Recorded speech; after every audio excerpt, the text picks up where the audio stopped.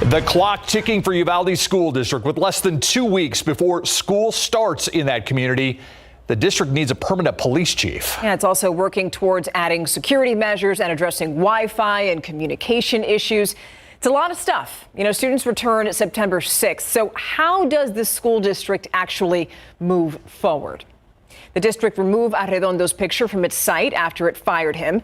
Lieutenant Mike Hernandez now sits at the top of that list. Back in June, the district named him as the person to assume police chief duties for the district as it continued looking for candidates. Now, Uvalde School District plans on adding training for its staff and officers, but it's still unclear as to what that's going to look like. Yeah, the road to recovery is something people within the Santa Fe ISD can relate to. That community sits just south of Houston. A gunman killed 10 people at that high school there just before summer break 4 years ago. The Night Team's John Paul Baraja spoke with that district's police chief about the improvements they made and his message for Uvalde. Take one day at a time, one day at a time. We're here if they need any help. If the police department needs any help, we're here to help them. It's an offering to Uvalde by Santa Fe School District Police Chief Ruben Espinoza. He joined his district just after a school shooting left 10 people dead at Santa Fe High School in 2018. 4 years later, they're still in the healing process. When things like the Uvalde incident happens, it just brings everything back to light. He explains 2 officers confronted the gunman in the Santa Fe shooting, stopping the bloodshed, something officers who responded to Uvalde's are criticized for not doing. Santa Fe district chief at the time is now the chief of their city department.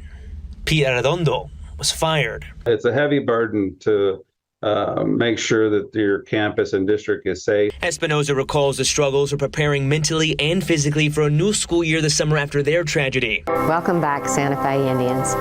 Adding more officers as well as technology that's still key to their safety today. Going through the metal detector might be a long, drawn out, hard process for them to understand. But after the Uvalde incident, we had several people to say, we understand now. He says Uvalde's journey won't be easy.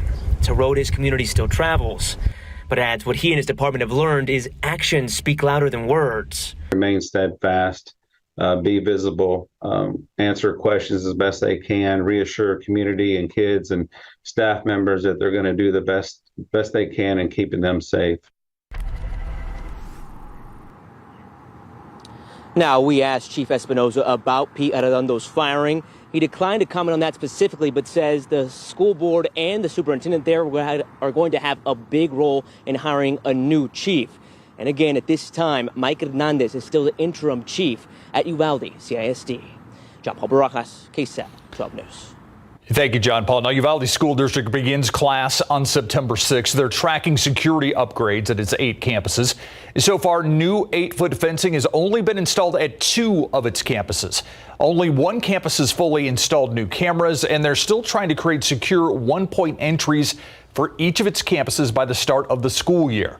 The district says they've fully addressed communication issues at all of their campuses. This is a story, of course, we'll continue to follow on air and online at ksat.com.